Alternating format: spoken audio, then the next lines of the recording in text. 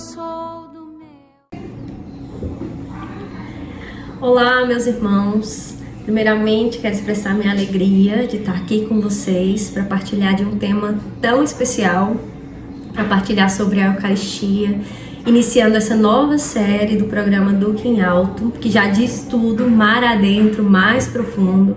E esse é o nosso desejo também nesse dia, aprofundar, mergulhar mais fundo e vivermos juntos essa intimidade, né? Esse conhecer mais, esse abraçar com todo o amor merecido esse sacramento tão importante para a nossa igreja e para a nossa caminhada rumo à eternidade, rumo à santidade. Antes de começarmos, te convido a fazer essa oração simples, mas de todo o teu coração, essa oração que nos remete à veneração, à adoração, ao Santíssimo Sacramento. Em nome do Pai, do Filho e do Espírito Santo. Amém. Meu Deus, eu creio, adoro, espero e amo-vos. E peço-vos perdão por aqueles que não creem, não adoram, não esperam e não vos amam. Repita isso de todo o teu coração. Meu Deus, eu creio, adoro, espero e amo-vos. E peço-vos perdão por aqueles que não creem, não adoram, não esperam e não vos amam. Que Nossa Senhora nos ajude nessa partilha e que seja o Senhor mesmo a nos inspirar e a nos conduzir nessa aventura de adentrar, de aprofundar. Amém? Então, eu queria começar com vocês uma citação do Catecismo da Igreja Católica, no ponto 1324, que vai dizer que a Eucaristia é fonte e cume de toda a vida cristã. A igreja, a nossa igreja, se reúne ao redor do maior tesouro que a igreja tem, que é a Eucaristia, né? E por que isso, né? Porque a Eucaristia não é só um símbolo, não é só uma simbologia. A Eucaristia é a própria presença de Jesus. O dogma da Eucaristia vai trazer 4 características fundamentais. Isso a gente, como cristão, tem que ter diante dos nossos olhos e escrito no nosso coração. Na Eucaristia, Jesus está presente em corpo, sangue, alma e divindade. Então, quando a gente fala de Eucaristia, a gente não está falando simplesmente de um símbolo, de um pedaço de pão, que é pra gente uma representação de Jesus. A gente está falando do mesmo Jesus, aquele que caminhou há 2000 e tantos anos atrás aqui nessa terra, que está presente naquele pão em corpo, sangue, alma e divindade. E quando a gente traz essas 4 características, esses 4 elementos, a gente está dizendo que verdadeiramente o Senhor está. Então, quando você tem a oportunidade de comungar ou de estar diante do Santíssimo Sacramento em adoração, esteja com essa primeira consciência. Jesus está aqui em corpo, sangue, alma e divindade. Jesus está por inteiro aqui. É o mesmo Jesus, ele está aqui, né? E para a gente falar de Eucaristia, a gente não pode partir sem essa primeira consciência, né? Pensando em igreja, onde que a Igreja Católica se reúne, né? Como um sacrifício maior, como um compromisso maior, na Santa Missa. E o que acontece na Santa Missa? A igreja se reúne ao redor do altar para celebrar a Eucaristia, né? Para viver o mandato de Jesus que nos disse lá atrás, na última ceia, fazer isso em memória de mim. E a igreja, esses 2000 anos, se reúne para cumprir esse mandato, fazer isso em memória de mim. Através da Sagrada Escritura, a gente tem esse auxílio para a gente conseguir compreender, não compreender com a cabeça, e aqui eu queria que a gente entrasse profundamente nesse mistério, porque se eu falo para vocês de compreender, às vezes a gente vai partir para o pensamento de buscar logicamente aquilo que é a Eucaristia, a explicação lógica, né? E para isso, a gente tem os milagres que vão nos dizer que não se trata da lógica, né? Mas se trata dessa verdade, né? Quando a igreja proclama um dogma, ela está dizendo de uma verdade. Então, a verdade é que Jesus na Eucaristia está presente, né? Em seu corpo, em seu sangue, em sua alma e divindade. Mas também, se a gente prescrutar, entrar na Sagrada Escritura, Isso vai nos ajudar a compreender, né, com a alma, com o coração, no entendimento do Espírito, o que é a Eucaristia. Então, lá na palavra, em João 6, no versículo 51 a 58, vai dizer assim, um discurso de Jesus, né? Eu sou o pão vivo que desceu do céu. Se alguém comer deste pão, viverá para sempre. E o pão que eu der é a minha carne, e eu darei pela vida do mundo. Né? A gente fica com esse primeiro trecho para compreender essa primeira realidade. É uma realidade. Jesus mesmo disse, imagina o cenário, né, diante dos judeus, conflituoso, um homem, assim ele era visto por eles, né? Eles não tinham essa compreensão que ele era o mesmo Deus, o Verbo encarnado. Um homem que diz, eu sou o pão vivo que desceu do céu. Se alguém comer esse pão, viverá para sempre. E o pão que eu vou dar é a minha carne. Então, na cabeça dessas pessoas poderia passar, ele está falando de canibalismo, o que ele está falando, né? E Jesus está fazendo uma referência muito importante, porque quando Jesus fala que ele é o pão que desceu do céu, e ele não fala só o pão que desceu do céu, ele fala o pão vivo que desceu do céu, ele está fazendo referência a um pão que desceu do céu, que os judeus sim conheciam. E esse pão era o maná que Deus deu para os judeus no caminho deles, no deserto, até a Terra Prometida. O que aconteceu lá atrás?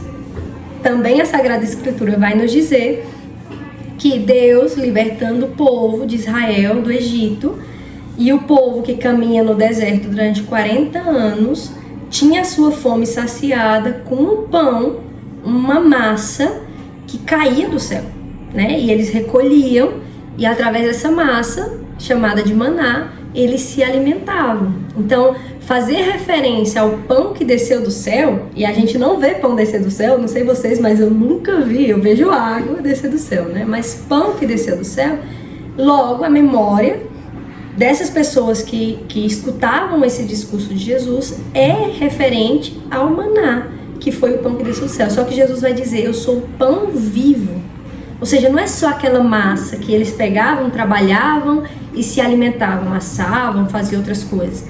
Ele é o pão vivo. E esse pão, ele vai dizer, é a minha carne dada por vós. E só quem comer desse pão viverá eternamente.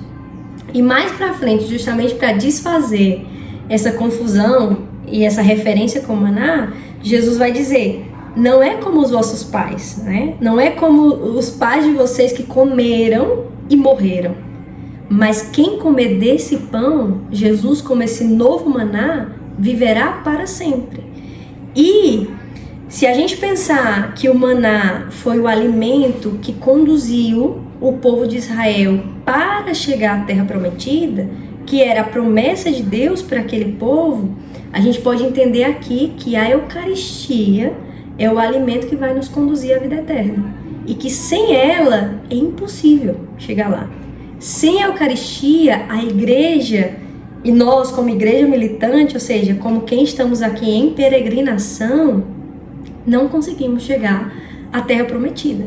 Então, esse primeiro entendimento de que Jesus faz uma referência conhecida para dizer o que ele queria dizer, né? Ou seja, minha carne vai ser dada por vós, esse pão é o meu corpo, né? Eu sou o novo pão que desceu do céu vivo para conduzir cada um de vocês à Terra Prometida.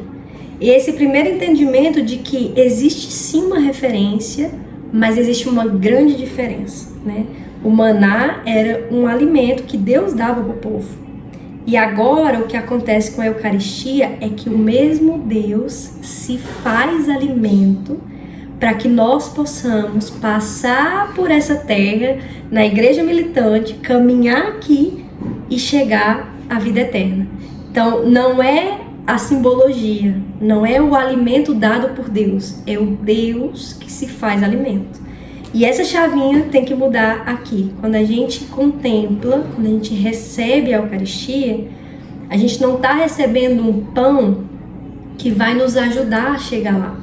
A gente está recebendo um pão que é o mesmo Deus que se faz um comigo, né? Gosto muito de uma expressão do Padre Henrique, nosso fundador, que ele diz que quando a gente comunga, né, aqui tem um engano da nossa visão humana e do nosso raciocínio humano, né? Quando a gente comunga, a gente tem a sensação de que a gente engole Deus, né? Porque a Eucaristia é um pãozinho pequeno, né?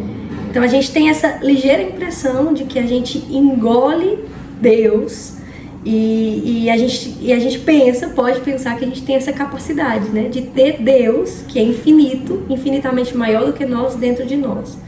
Mas numa realidade espiritual, o que acontece quando a gente comunga é que Deus nos envolve. E aqui está um segredo muito grande da vida eucarística, porque cada um de nós somos convidados como cristãos, dentro da Igreja Católica, a termos uma vida sacramental, a termos uma vida eucarística. Então, todas as vezes que eu comungo, o que acontece espiritualmente é que esse Deus, que é infinitamente maior do que eu, me envolve. E aqui está a graça de caminharmos segundo essa presença. Não caminharmos pelas nossas forças, mas caminharmos segundo essa divindade que é infinitamente maior do que nós. Tem uma expressão de Santo Agostinho sobre a Eucaristia que me encanta e me ajuda a compreender esse mistério, porque é um mistério, né? É um mistério. Então Santo Agostinho vai dizer assim: Deus, que é onipotente, isso significa dizer o Deus que pode tudo, o Deus que pode todas as coisas, que criou o mundo, que criou cada um de nós, que é onipotente, ele não poderia fazer algo maior do que a Eucaristia. Isso pode dar um nozinho aqui na nossa cabeça, mas é justamente para a gente entender que nesse mistério se encerra algo muito grandioso, que é o fato de que Deus poderia tudo, mas esse foi o extremo do amor de Deus. Deus vai, o extremo, ele consegue sobressair na sua capacidade de criar, de se reinventar, quando ele cria a Eucaristia. Porque isso é algo impensável, né? Muitos santos vão dizer, um só pensamento de algo desse tipo, de um Deus que se faz alimento, poderia levar a gente a uma compreensão de loucura. Ou seja, eu pensar nisso, ou você pensar nisso, ou qualquer pessoa pensar nisso, um Deus que se faz alimento. A encarnação já é forte demais para nós, né? Um Deus que se faz homem. Agora pensar um Deus que se faz alimento para o homem é muito. Nenhum de nós teríamos essa capacidade de imaginar isso. Mas Jesus, né, sendo Deus e amando até o extremo, né, isso vai dizer na palavra em João 13, né, quando antes da ceia, fala que Jesus os amou até o fim, até o extremo, né? E é justamente o relato da instituição da Eucaristia. Para dizer que Jesus, amando até o extremo, ele pensa nessa possibilidade. Eu vou, como homem, como ser, né? Eu vou morrer, mas eu não vou os deixar. E ele pensa nesse amor até o extremo, nessa capacidade de se tornar pão vivo para cada um de nós. Isso, quando eu digo mistério, meus irmãos, o mistério é aquilo que não se entende com a cabeça, né? A pessoa tem que se meter nisso, tem que entrar para compreender. Então, falar de Eucaristia e tudo isso que a gente está partilhando aqui é a gente entrar nessa concepção de que eu preciso entrar, eu preciso me meter, eu preciso de verdade aprofundar, mas não com o meu entendimento, com o meu ser. Eu preciso me relacionar. A Eucaristia é uma pessoa, a Eucaristia é Jesus Cristo. E na Eucaristia, nesse sacramento, existe um convite, que é o convite do relacionamento, né? Quando eu penso em mistério, me vem uma memória muito interessante para tentar explicar, né? O mar é uma figura que me encanta muito, eu gosto muito do mar. E uma vez eu tive a oportunidade de estar num mar muito bonito. O mar tinha uma cor muito bonita, né? E eu olhava aquilo e aquilo me encantava. Eu falava, meu Deus, que coisa mais linda, né? coisa mais linda, mas eu estava vendo aquilo só de fora. Eu estava contemplando só a cor, o movimento, né? E estava assim, impressionada com isso. E quando eu tive a oportunidade de mergulhar, né, e de enxergar o que estava aí dentro, para mim não existe nem palavras para dizer dessa beleza. Então o mistério, ele nos leva a esse convite, né? Eu não posso olhar só de fora. Ou seja, eu não posso olhar a Eucaristia só com as explicações e colocar esse conceito na minha cabeça, de que é Jesus. Eu preciso me meter, eu preciso entrar. E entrando, eu encontro a pessoa de Cristo que se faz viva para estar comigo, para se relacionar comigo, né? E aqui a gente pensa na realidade do pão, né? Então, o pão é o alimento acessível para todos. Onde você for, você vai encontrar pão, né? Poderia ser qualquer outro alimento, Jesus poderia escolher qualquer outro alimento, mas Jesus escolhe o pão para que não falte para mim, para que não falte para você, para que não falte para ninguém, para que todos nós tenhamos acesso a essa graça, tenhamos acesso à presença dele que vem ao nosso encontro. Então, até nisso, Jesus pensa quando ele deseja se relacionar com cada um de nós através da Eucaristia, né? E esse é o tesouro, é a herança que Jesus nos deixou, mais preciosa, na verdade, é a forma que Jesus encontrou de permanecer com cada um de nós. E o convite é: eu me relaciono ou eu simplesmente compreendo como cristão que Jesus está e pronto, né? Eu me meto nesse mistério ou eu continuo à parte, né? Uma das festas instituídas pela igreja, a festa de Corpus Christi, tem uma finalidade muito interessante, né? Na verdade, essa festa é um grande convite para nós, relacionado à Eucaristia. E tem 3 pontos, né? 3 convites muito importantes que a gente precisa tomar consciência para que a gente viva bem também esse momento, né? Que é o convite à veneração, à gratidão e à reparação. A veneração pela consciência de que é o mesmo Jesus que está aí. Então, o meu ser que venera, o meu ser que ama. A gratidão, porque o Senhor, ele nos amou até o extremo, quando ele nos deixou a Eucaristia, ou quando ele ficou na Eucaristia para cada um de nós.